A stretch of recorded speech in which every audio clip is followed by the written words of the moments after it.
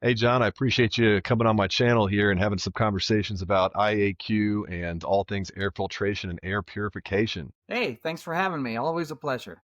Yeah, no problem. I met you recently in a class you had in Louisville, Kentucky on indoor air quality, and I really enjoyed the class. I learned a lot from it. And, one of the things that I came away with from that class was how much there is to learn about indoor air quality from an HVAC perspective, but also like how much people don't really understand about indoor air quality and air filtration, air purification, and stuff like that. So I'm interested to hear from you, like how did you get into HVAC, and particularly how did you kind of come to this indoor air quality aspect that you've mastered over the years? Yeah, and to your point, I mean, we had thank you for taking my class, but that was 16 hours and we only scratched the surface. And so there's just so much. And so I'm going to like make one thing abundantly clear that IAQ slash environmental, building science, and HVAC are inseparable. You cannot separate the three, they all connect. And as you saw in my class, I try to bridge that gap. And so that's it. Absolutely. That's important to know right out of the gate. And if you start looking at those three topics as separate disciplines, well, my goodness, that just opens up a whole world of stuff. And it's fun, it's fascinating, it's And just intriguing. learning about the interplay between the HVAC and the house and all that kind of stuff. Yes, absolutely. And so, your question, how did I get started? Well, my goodness, I've been in this for 43 years now. So we're going to go down a little trip down memory lane. I'll give you the elevator version, if you will. So There you go. I got started stocking shelves, sweeping floors, and doing UPS at a supply house. That is as entry level as you get. But it gave me exposure to like parts and different things, and gave me exposure to different contractors coming in that do different things. And so I had a friend who actually got me the job. He got approached by a contractor and went off to work with him. And then it wasn't more than a couple weeks later, he said, "Hey, John, they need some help. You want to come over?" And so I did. And so working for that contractor, I mean, I was crawling under houses and changing B60 gas valves. We'd go to apartment buildings and pull window units out. We put them on the back of the truck and take them to the car wash. And pressure wash them and go put them back. And then I got into evaporative cooling, and which you don't see a lot in the Not in South the Midwest or the South, or yeah. the Midwest. Yeah, that's kind of a dry climate thing. You see that a lot in California, Arizona, Utah, New Southwest and Mexico, and West. even Nevada. And then finally started to get into forced air, and it's just one thing after another and learning. But early on in my career, they put me with the install crew. And so I learned how to build and work with my hands. And I love that. And I've made my whole career on that side of the business. And I've done big and small, industrial, prisons, schools, water treatment plants, hotels, hospitals, the likes, and running ductwork as big as the room that I'm sitting in now, and residential, running a 5-inch duct into a bathroom. I mean, that's a pretty stark difference. Yeah. Working for different companies, seeing it done different ways, learning a lot of rules of thumb, which will get you in trouble, and Yeah. seeing it done the wrong way.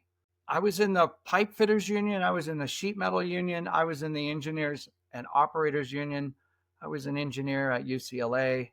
And so each step was like building blocks, and I learned more and more, throughout the stuff that I deemed to be not so useful, and held on to the stuff that was. And as I moved forward in my career, I was exposed to training and education, and that just opened up my whole world. And I owned a business in California, so that's where I cut my teeth. But I worked for a company for several years, like 13 years, and I approached them and I said, "Hey, there's part of this industry that we're really missing here, and I see a wonderful opportunity and getting in on the performance side." And so here's what I want to do. And so I kind of sketched out a business plan on a napkin, and they said, "You know what, John, we believe in you." and they gave me $40,000 to get started. Got Oh, me wow. a little unit and some tools and a van, and away I went. My company in California was called SoCal Aerodynamics Performance Contracting, not heating and air conditioning. So I was an early adapter of that. I was a HERS rater.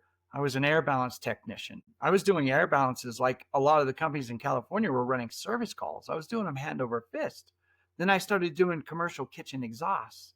And then that just led to more and more and more on the performance side. Then I became a building analyst, and then I did my core through the HERS program and being able to look at the building envelope. And then I was a level one thermographer. And then, as you can see, it just like building and Keep building and stacking. building. Just keep stacking and taking that knowledge and learning how to put it to work. I've had some great mentors in my career, and I can't say enough about one, having a mentor, and two, being a mentor. Yeah.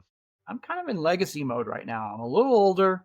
I retired once, right? So I came out of retirement, and now I'm semi-retirement. And they say if you love what you do, you don't work a day in your life, and that's kind of where I'm at now. I just absolutely love what I do. But being a mentor and having a good mentor is it's just huge on many levels.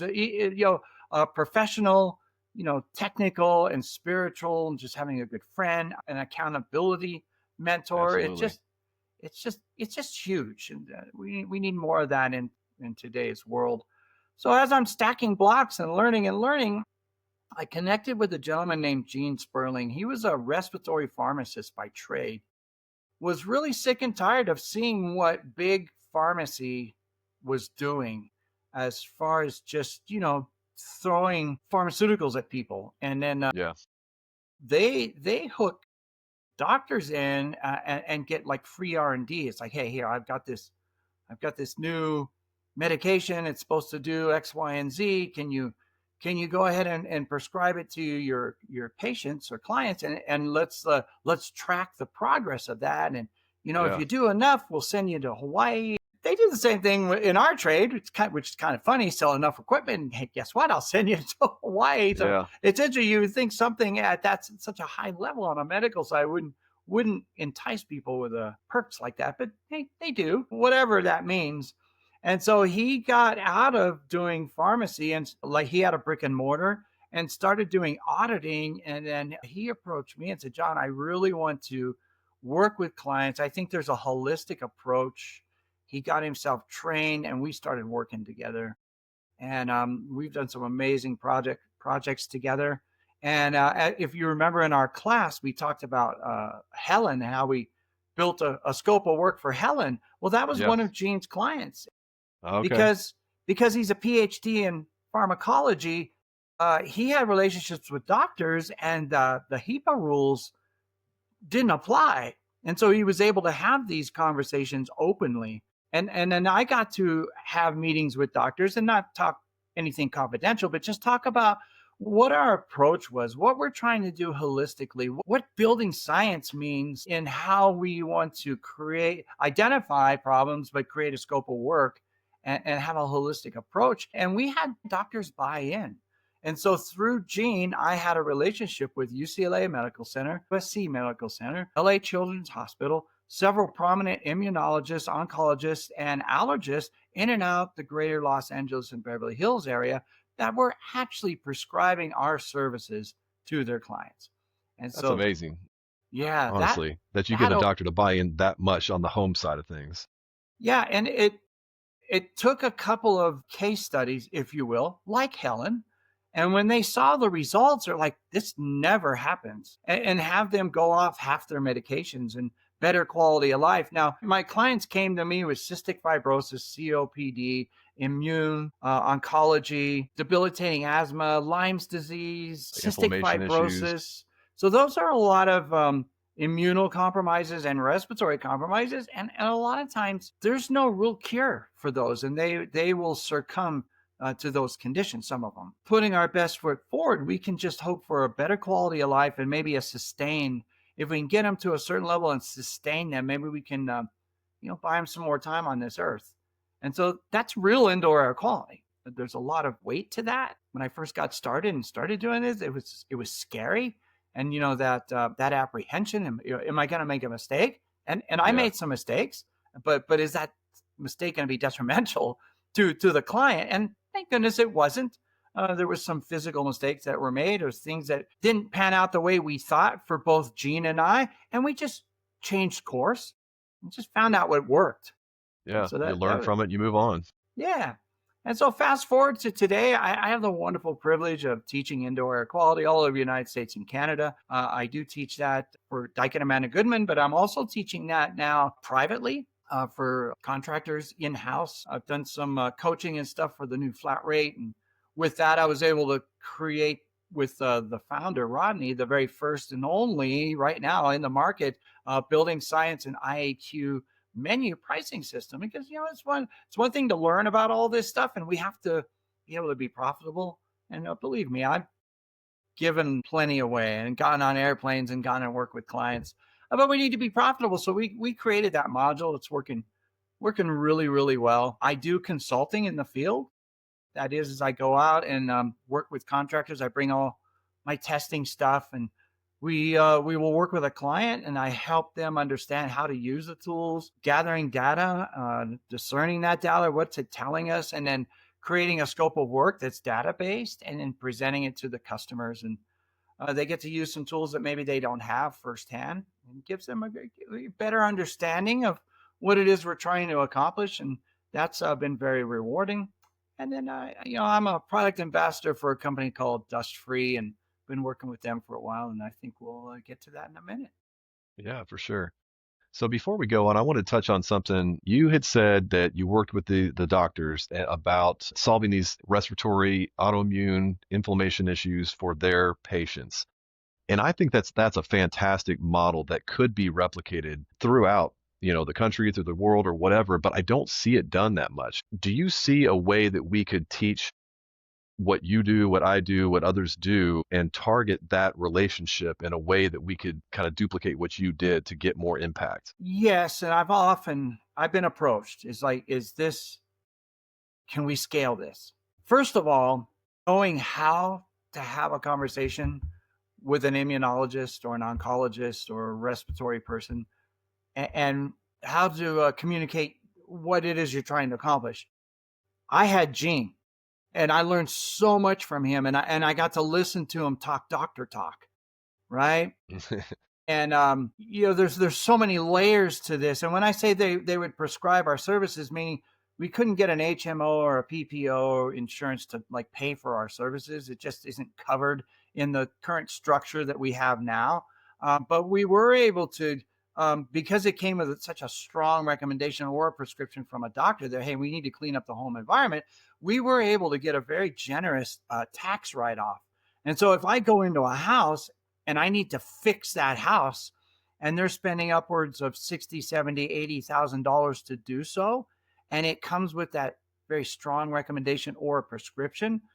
So that's an easier conversation to have than to trying to get an insurance company to cover that, because it's just really not going to happen under the current structure that we have now. Some of my clients came to me with lung transplant recipients, and so how do you have that conversation with their doctor? One, if their home environment has to be just such, first thing we need to do is make sure they don't reject that organ, and then we need to make sure that that organ can grow and be stronger, and that they have a good chance that they don't have any other problems.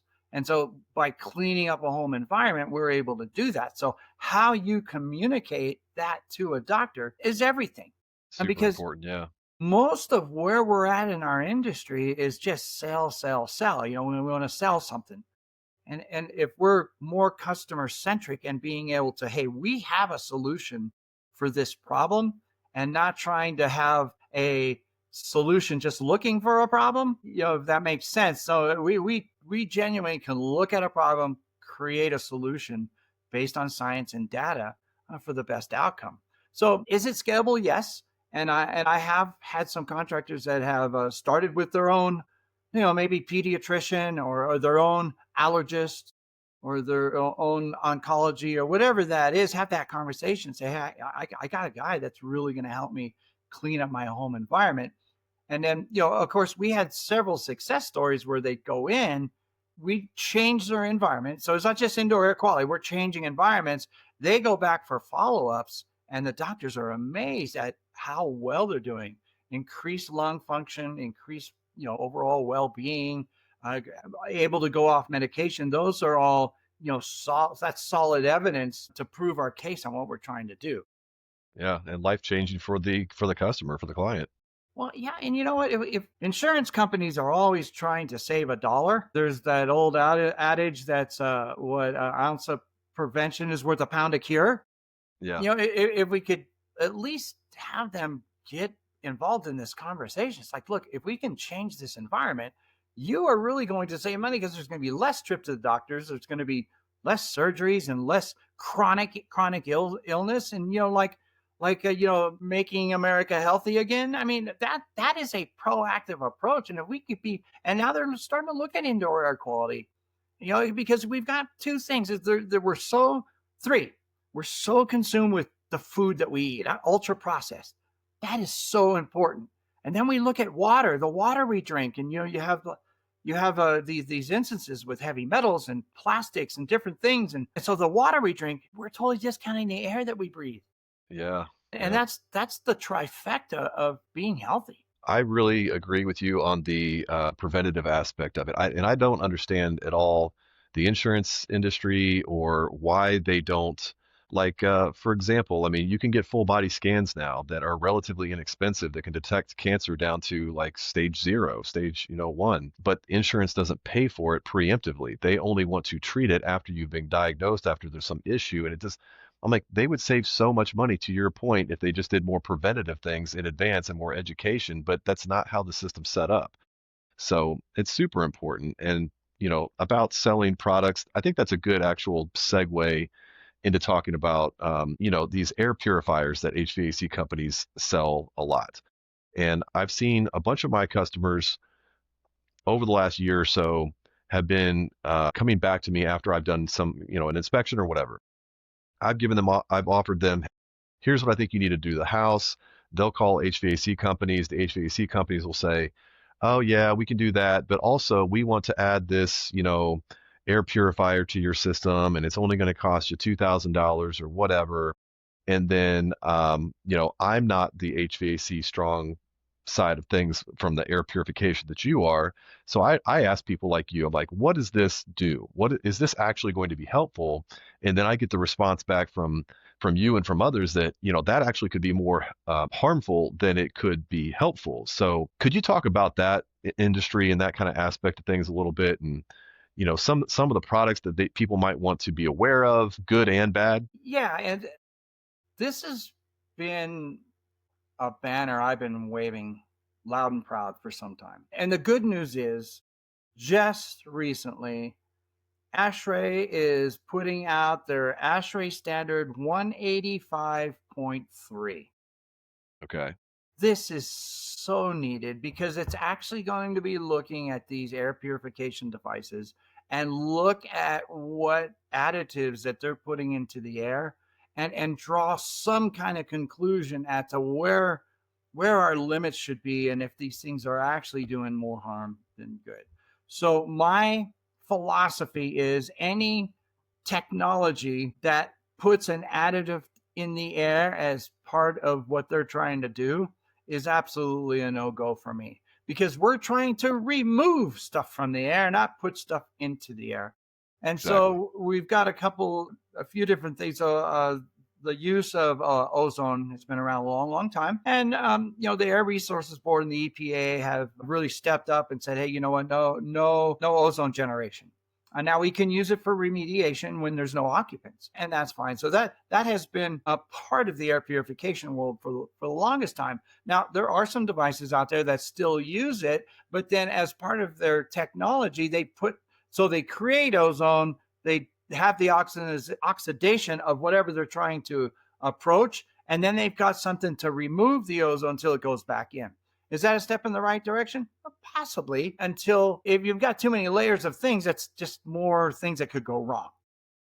And Yeah. so then there's ionization is another, whether it's bipolar, needlepoint. There's a few different ways they call it, but at the end of the day, it's adding ions to the air. And the technology says that they'll attach and opposites attract, and so they'll clump together, and then when they clump together, they're more apt to stick in the filter, and or they fall to the ground, and then we need to clean it up. And then I'm like, okay, so particles in and of themselves are a bad thing because if we don't identify what they are, speciate. And so then we're going to clump them together. So in essence, we're creating super particles of gosh knows what because we haven't identified what they are. Right. And these could be synthetic and organic. They could be mold, bacteria. There could be a whole host of things. Now they're all stuck together and now they're negatively charged looking for a place to stick.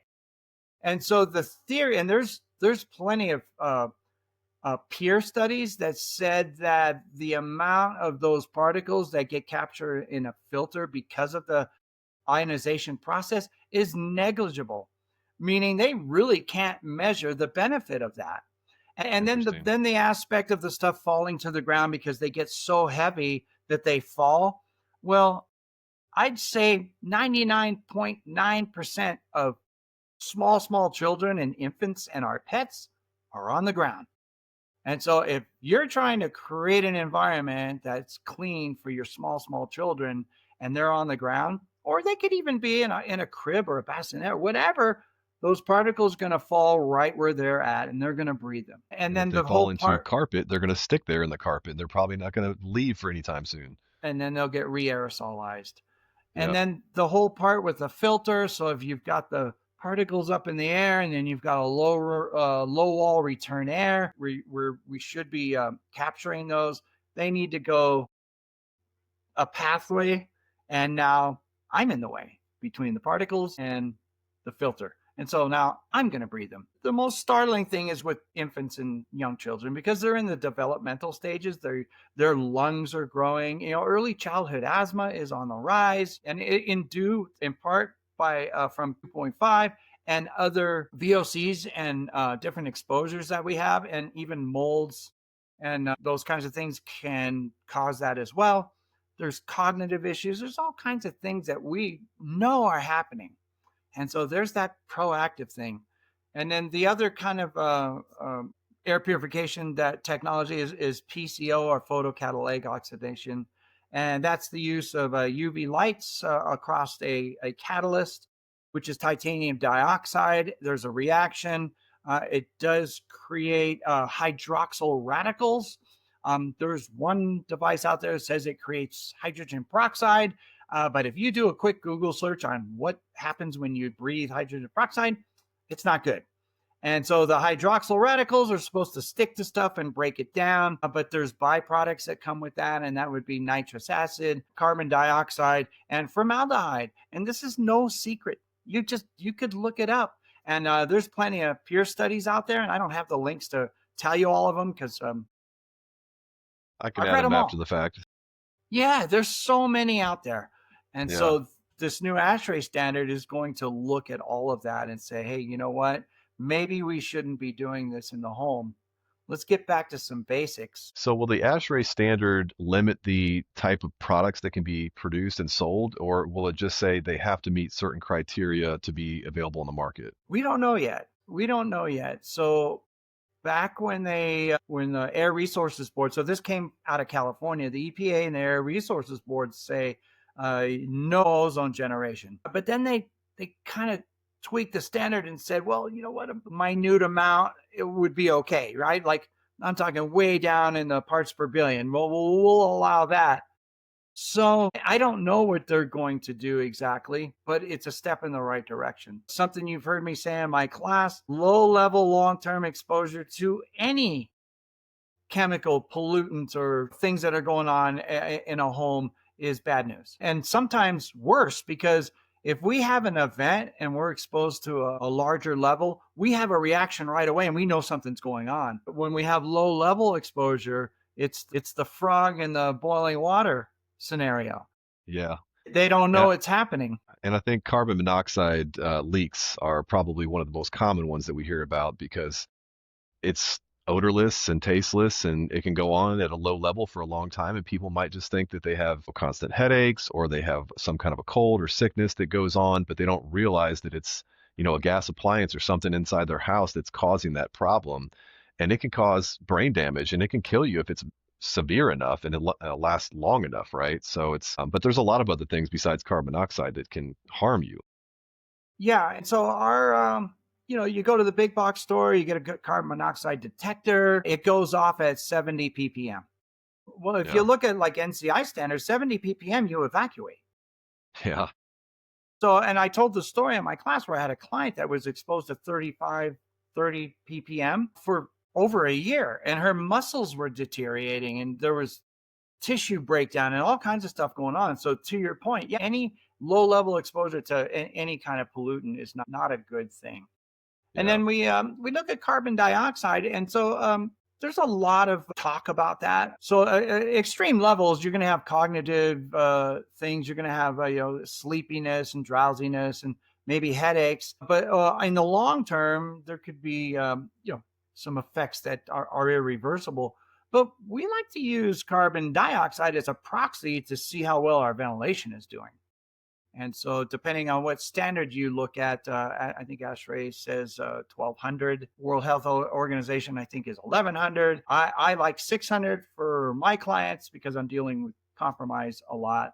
And so, we can use that as a proxy for our ventilation strategies, but also not just ambient in the main body of the house. We can do targeted stuff because, as you know, we can ventilate, but do we have stagnant pockets? Are there some rooms that aren't being ventilated? Are we introducing it through the HVAC and it's just not getting everywhere? So we use that as a proxy, and it seems to work very, very well. So if somebody's listening to this and they're like, I want to know like how clean the air is inside my house, or do I have some kind of an issue because maybe I've got some of these symptoms that you're talking about, what kind of methods or products would you recommend that they use to test the air quality of their home? That's always a loaded question.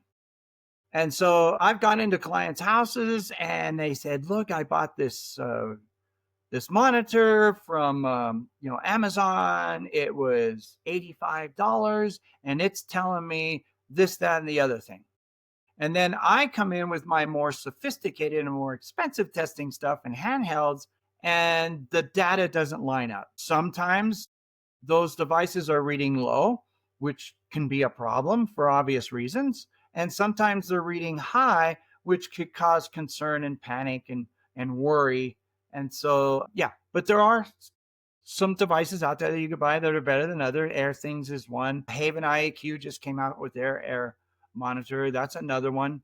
And so there are some decent ones out there that a consumer can buy and just to kind of track. The problem, they don't have a process. So they set up a monitor and they look at it and they're like, oh my goodness, but they don't have a background or a You reference know, I mean, point. context. Yeah.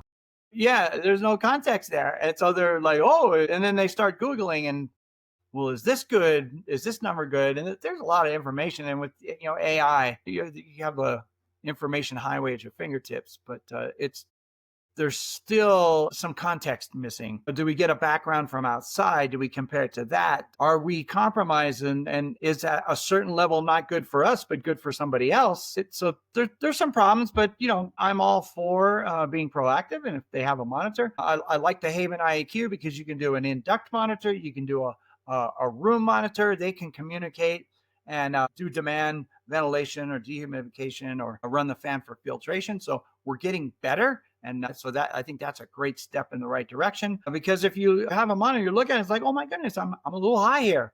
Okay, so what next? Well, Yeah. I think I got to get off the couch and do something. What is that But what? something? Yeah. Right. And so, we've been doing demand stuff in commercial for the longest time. And now with Haven IAQ, we're able to bring those concepts into residential. And I think that's going to be huge. Yeah. So I think when most people think about healthy air in their homes or trying to improve the air quality of their homes, the first thing that they're going to go to is the air filter that's in their furnace. They get all this marketing towards these allergen reduction filters and these high efficiency filters and electrostatic, and there's a bunch of different options out there. And what consumers are basically told is that the more expensive the filter, the fancier the filter, the better the filter is, right? And while that can be true, you and I know that it also causes a host of other issues if the system's not designed properly to accommodate that air filter. So talk to me a little bit about the different types of air filters, the kind of nuance between them, and what a consumer should really understand about air filtration in general and why it's important. Yeah, and to your point, marketing is tricky. We are bombarded with marketing from the time we get up to the time we go to bed, All day long. and then how to sift through it all. It's like Yeah. there's What plenty to of believe. marketing. Yeah, they tell half truths or they omit some information, like air purification device. Oh, we filter 99 or kill 99%. Well, 99% of what? Well, they don't tell you that. And I like to say in filtration, well, we filter 99%. Well, 99% of what? Birds, bees, and bats? That's pretty good. Right. And so the kind of the sweet spot for our industry right now is a MERV 8 to a 16. And to your point, they have to be designed into the system. I can't tell you countless times the homeowner, oh, we've got some allergies. They go down to the big box store. They're going down the whole thing of, oh, look at this, the allergy buster. It's good Yeah. for pollens and mold and spores and dander and dust mite, and oh, this has to be good. And they go and they pull out their 1 inch filter, they put the allergy buster in, and yes, they will filter fantastic, but they're Goliath the giant slayer. It will kill your air conditioning system. And so now we're creating a whole host of other problems. And it's like, oh my goodness, I put this filter in.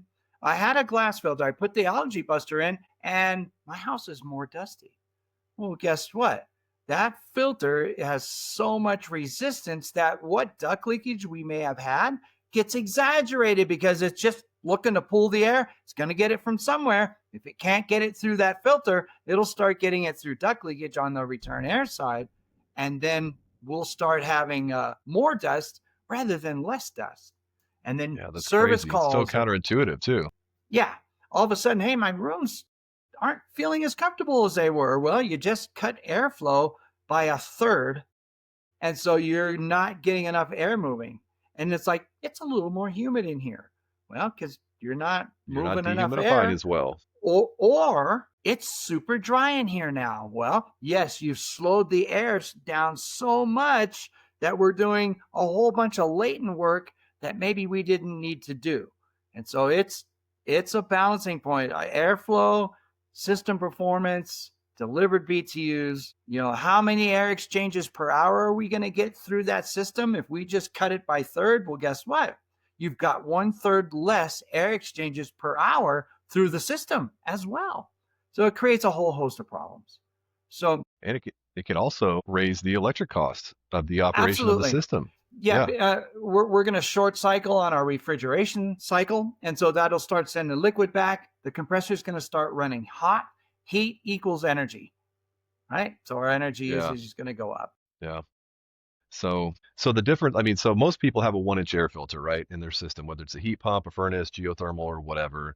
And I really like to recommend the media filters, the 4 and 5 inch wide media filters that have more surface area, that capture more of the dust, but they allow more airflow through them. But you still have to be careful, right? They can still be very restrictive if they're not sized properly. And so if a homeowner's considering upgrading their air filter, whether it's a 1 inch filter or switching to a media filter or something like that, what are the things that they need to understand or ask their HVAC guy before that happens to make sure that it's done properly? If the filter will allow enough airflow through it to accommodate the capacity of the equipment. So they got a 3-ton system there. We need to get 1200 CFM through that filter. And if that filter won't allow that, then we can't do it.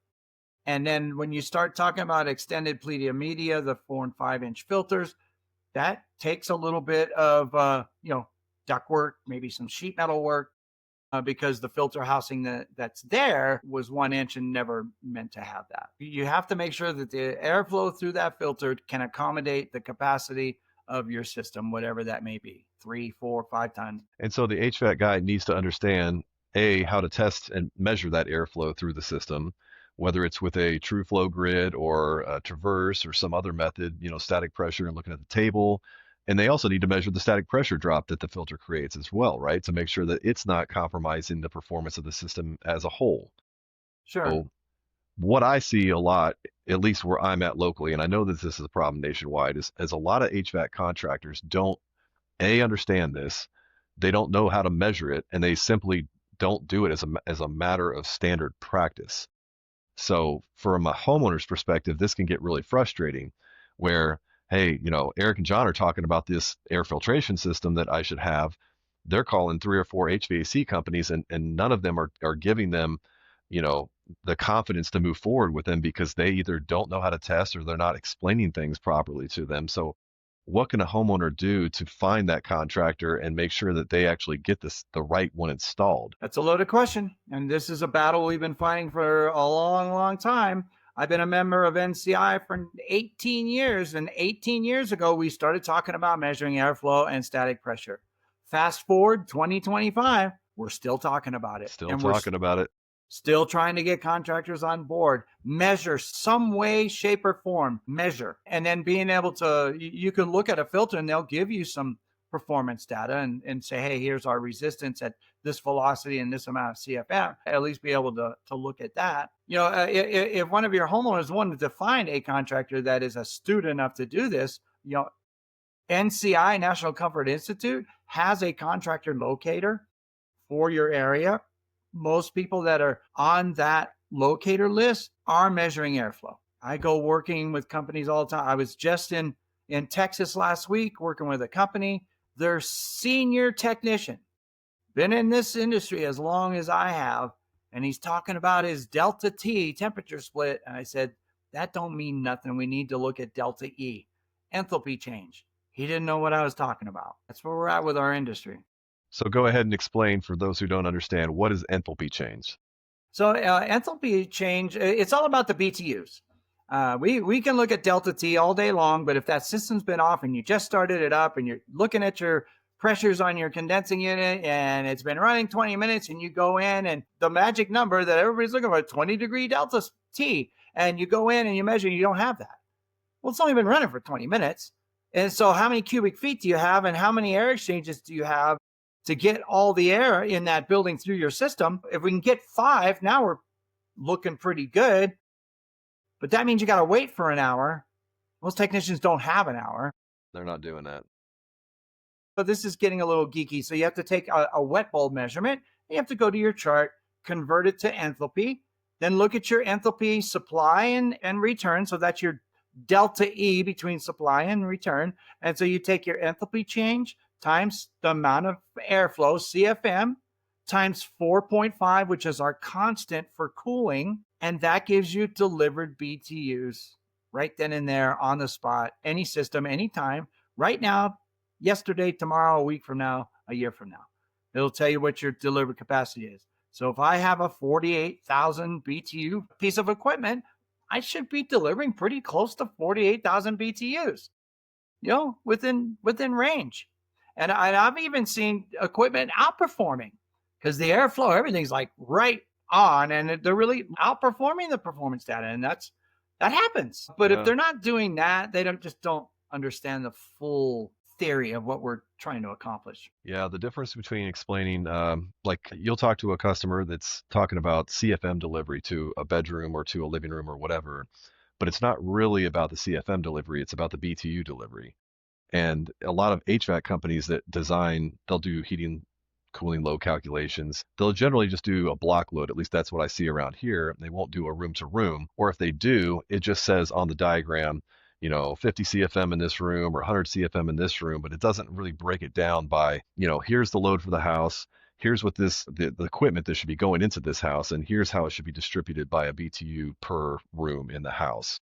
So I don't think a lot of HVAC contractors drill down to that level of detail, and that's a big part of the problem, right? Yeah, because they're trying to be code compliant, and code is minimum. People that are requiring a load calculation for permits or whatever to get through an inspection only require a block load. And so when you're doing a load calculation, let's talk about that. So it's a manual J, and that's what does this house need? And there's a lot of things that go into that. So there's the cubic feet of the house. There's the orientation of the house. There's fenestration, which would be all our windows. Then there'd be shade coefficients about which windows have shade or don't. There'd be national weather data, how many cooling days, how many heating days.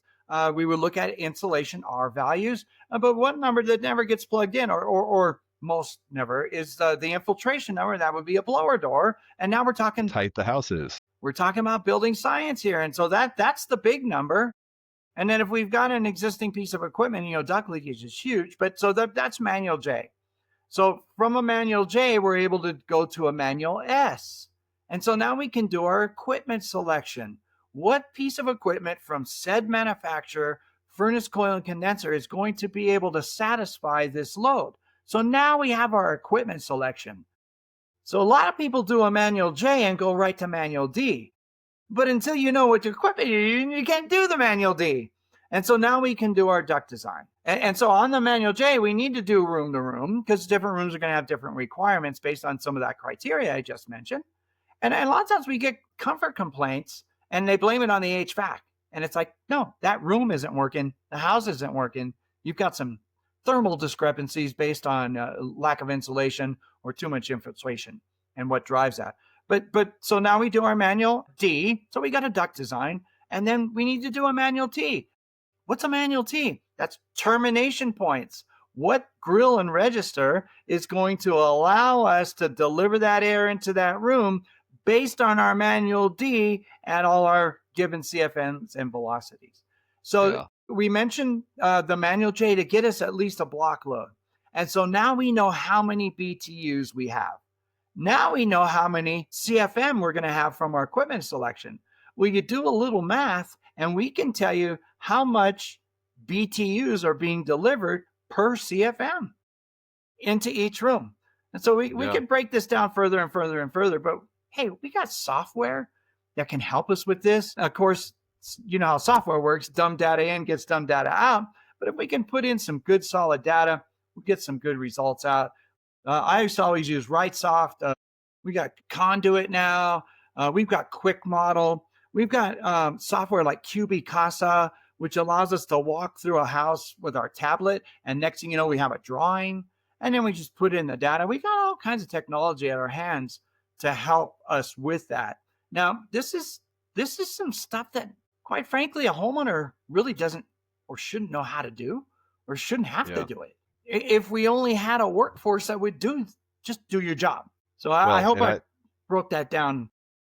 no, that was really good. And I think that the homeowners that do end up learning that level of detail is because they've been burned by a contractor who didn't know it. And then they start going after it and going down the rabbit hole and trying to learn all this stuff themselves. And they end up learning more than the HVAC contractor knew to begin with.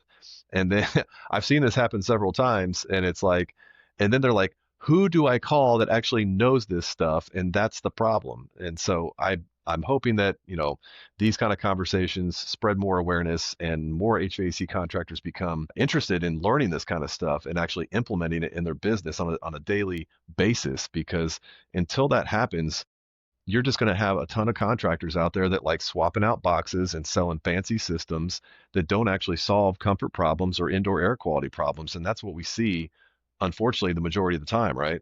And air purifiers. Let's not leave that off the And air list. purifiers. Just let's throw a Ream Halo on that thing and it's going to Yeah. make your house crystal clean, Like Oprah Winfrey, you get an air purifier. You get an air. Everybody gets an air purifier. Oh man. So yeah, that was really good. So I'm thinking about from the homeowner or the tradesman perspective. This is all great information. Most people aren't going to dive super deep into it, but I want them to at least be aware of it so that they can get a handle on it and start asking themselves the questions about what can I do? Who can I talk to? What questions to ask? And when it comes to air filtration in particular, let's touch on what makes the dust-free 16 system different than most air filtration system. What separates it from the pack, and why did you go down the path of helping create that? And thank you for that question. That's a nice segue. So the Dust Free 16 is a mechanical air filtration that integrates with an HVAC system. A couple obstacles. It's a little larger than most, and so we have to have the room. But if we talk about performance, MERV is a minimum efficiency reporting value, and that's the way we judge filters from a 1 to a 16, 16 being the best. And then from there we go into the HEPA realm of things, and so that's a whole different category. And so the dust free 16, and I want to preface this by saying I didn't invent the mousetrap, because V bank filtration has been around for a long time. We just built the best one for the residential and light commercial market. And so we use all 5 filtration methods.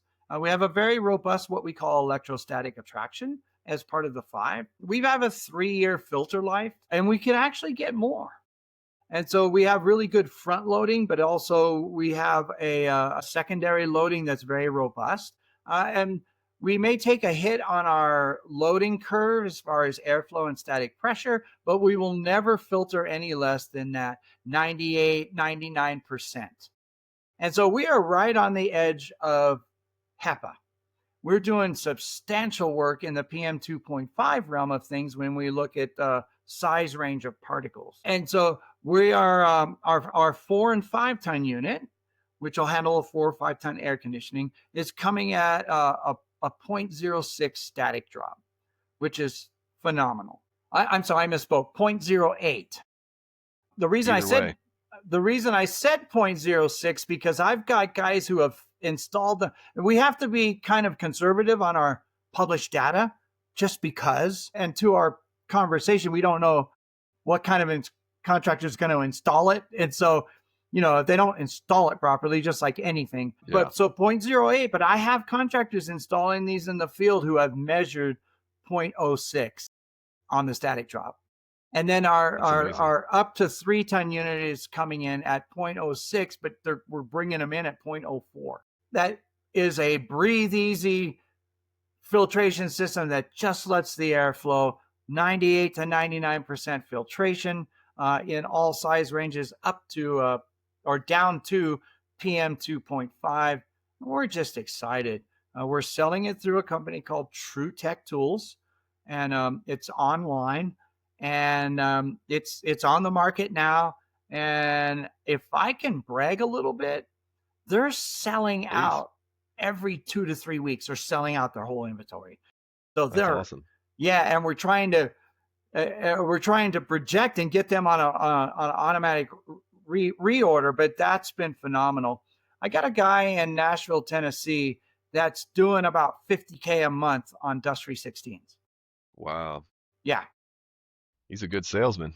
He's a really good salesman. Yeah. He's got a thing. So what you were talking about just a second ago, I don't want to glance over this, but the 0.06, 0.04 numbers that you were throwing out is inches of water column. That's the pressure drop across that filter. So yes, sir. That is really low, because most air filters that I see are going to be somewhere between 0.1 and 0.3 in general, and they could be higher than that. And so most 1-inch filters are going to have a higher pressure drop than a media filter. And even though yours is a bigger filtration system, has multiple filtration methods within it, it's still providing maximum airflow at a low pressure drop with maximum efficiency. Yes, and when earlier I mentioned V bank technology, in my filter box, there's actually 4 filters in the 4 and 5 ton, and then the smaller one has 3. So that's a lot of surface area. We were mentioning too the static pressure drop, the allergy buster that you go buy over the counter, the 3M. Those come in at a 0.5, a half an inch of water column, because they're slipped into a system that wasn't designed for. Our total budget is a half an inch when we look at when we're trying to design a system. So we just killed the thing right out of the gate. Yeah. And I get this retort sometimes from people online and HVAC contractors, and they say, but the new HVAC systems that are put out, these high efficiency, variable speed, ECM motors, they can overcome that pressure drop, and it's not as bad as you think, and they can accommodate a higher pressure limit. So instead of the 0.5, it might be 0.8, it might be 1.0. And while there are systems out there that will do that, they are far not the norm. I mean, most of the systems that you're going to see out there that are already installed in older homes are that half inch of water column maximum external static pressure limit. And so if your filter is creating that pressure by itself before it even goes through the equipment, it's usually at 0.8. I mean, or 1 or higher. So it's static pressure is just like blood pressure in humans. The higher the static pressure, the more likely something's going to fail, something's going to break, the equipment's going to die prematurely. So you want lower static pressure for better filtration, better performance, and better output capacity. Most residential equipment we have available today is a half inch available static pressure. There's a couple of manufacturers that do 0.7, 0.75. So they give you a little more. A two-speed piece of equipment or an ECM motor was never, ever meant to overcome huge static pressure drops of something like a filter like that. What they're meant for is to find cruising speed and maintain that. And if the filter gets a little bit loaded along the way, it will recognize that and ramp up to Ramp it overcome up. a little bit of loading. On a Yeah. hot, humid day, as our evap coil gets wet, that motor will ramp up to try to overcome a little bit of resistance from a wet coil. Never was it meant to overcome a huge static resistance from a filter or undersized ductwork or a poor design. Never. Yeah, and we've just got failures. And when you lose an ECM motor, that's a big ticket. And so if you've got a high static filter in there, and that motor is constantly just searching to hit that cruising speed, but can't, it's just going to be going up and down, and we're going to lose that motor prematurely. And that's an expensive motor. And unfortunately for the homeowner, the side effect of that ramping up and that restricted airflow is it's a more uncomfortable house. It's probably, a more humid house potentially.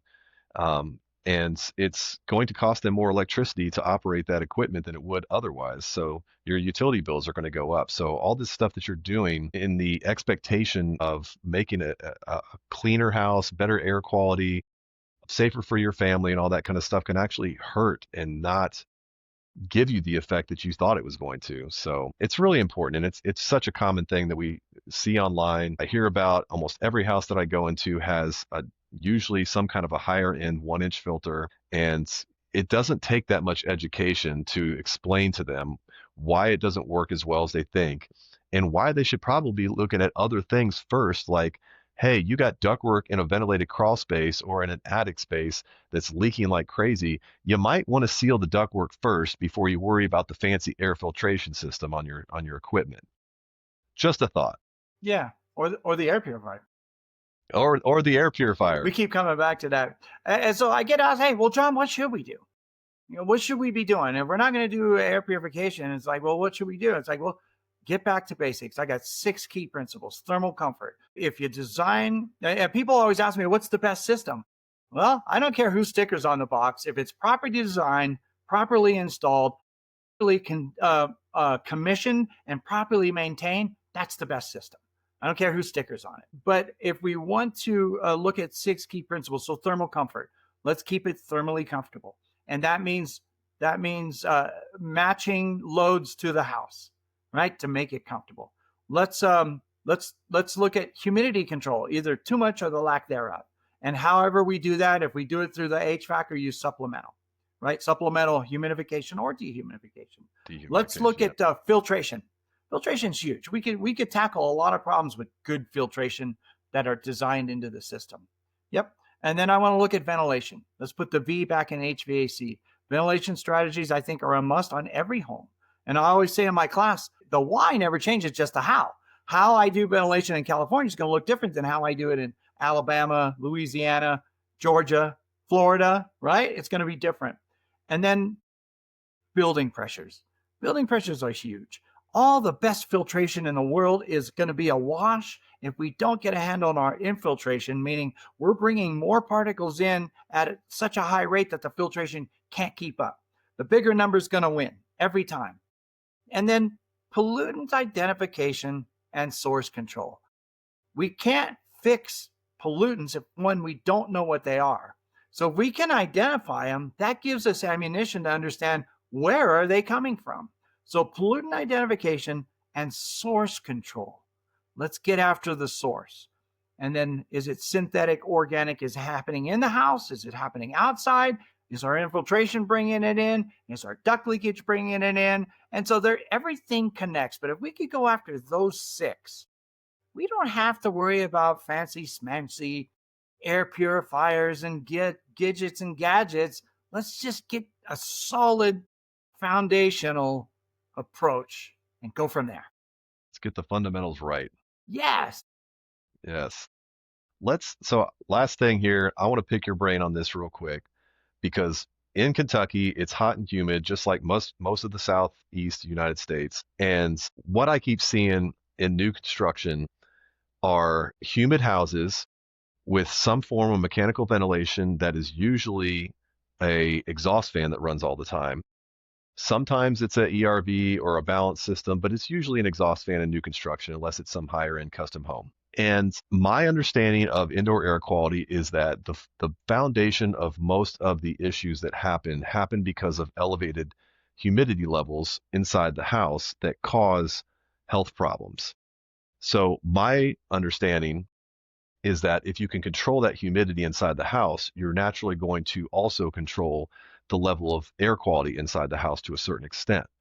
So, that being said, why would somebody install a constant run exhaust fan or any form really of mechanical ventilation in a hot, humid climate without some kind of a dehumidification system? Lack of education. So any of the humidity belt areas, and Louisville being one of them, duct leakage is one of the number one culprits of bringing in humidity. 100%. Poor design on our HVAC because we're not looking at our sensible heat ratio and getting sensible latent ratios in line. And then infiltration. And then what's driving that infiltration? And so there's some, like ASHRAE 62.2 is a code compliance that we need to bring in some kind of ventilation. The why never changes, just the how. And so maybe running an exhaust fan or constant duty isn't the right approach in that area. Know your climate, know what you have to work with. So doing dehumidifying ventilation is like all the rage right now. And Santa Fe has one of the best out there. Now, there are other manufacturers. I just endorsed them. Hi, Nikki. And so, again, just understanding. So duct leakage, infiltration, poor design on an HVAC, and let's not create more problems trying to solve a problem. Design the right system for the right application. Yeah, As because far as ventilation. especially with production builders, they love to put these constant run exhaust fans in as a way to meet code compliance. And especially around here, at least, it just depressurizes these houses, especially if they're built tightly. It draws in hot, humid air from the outside, adding to the moisture inside the house that the AC is supposed to then, remove somehow, but it doesn't. It never does enough. And so you get mold around exhaust fans, you get high humidity, you get all these air quality problems. And so I've been trying to tell these builders, like, I get why you're doing this. You think that it's part of the code, and sometimes it is actually part of the code, but tell your customer or figure out another way to do this. Like, hey, we put this in there, but we don't recommend that you actually run this in the summertime when it's humid. If you want to run it in the wintertime or in shoulder seasons or something, go for it. But in general, summertime, it's going to cause problems. And I don't know how to get to enough builders to explain this. So this is why I keep having this conversation. Yeah, and now you're not the only one. That's been a Well, I know I'm not, it's and I been don't a want to be. thorn.